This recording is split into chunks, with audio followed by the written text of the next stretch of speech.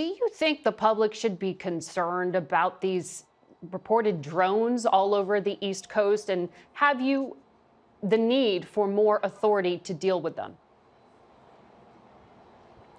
Well, I think what the drone issue points out are kind of gaps in our agencies, gaps in our authorities between the Department of Homeland Security, local law enforcement, the Defense Department. I think Americans are finding it hard to believe.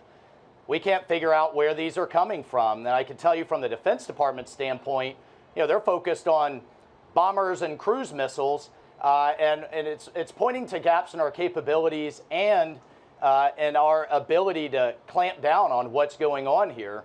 And we need to get to the bottom of it. And I think the Biden administration is working to do that. But at this point, given the intelligence you've seen, is there any reason for the public to be worried?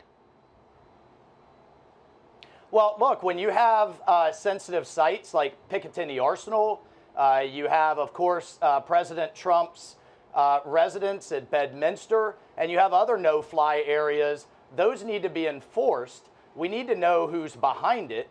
But right now, I think law enforcement seems to be the Department of Homeland Security and the Defense Department are kind of all doing this and pointing at each other. So when we come in, how do we enforce these low-level, long loitering, could be dangerous drones? And one thing for people to appreciate, they're evolving so rapidly. It's not necessarily somebody that's just on the other end flying it. They could be following pre-positioned GPS coordinates. They could be coming from offshore. And we need to take a hard look at our homeland defenses. President Trump has talked about an Iron Dome for America. That needs to include drones as well, not just adversarial actions like hypersonic missiles. We need to have an all of the above protection of U.S. airspace. Understood. Let me ask you about China.